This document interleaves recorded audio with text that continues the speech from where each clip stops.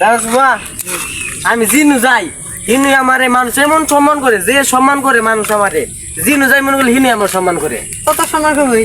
তুই তো একটা সেলিব্রিটি, বড় বড় সেলিব্রিটি। হ, এমন সম্মান করে যে আমি সম্মানে ঠেলে মরে যাই। হয় সারা তুই চোখে দোষ না?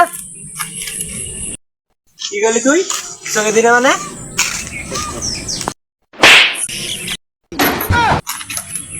তোর মেয়ে আবার সম্মান করে? আরে হ, আবার সম্মান করে। আর কি কি সম্মান করে তোর কইতাছি।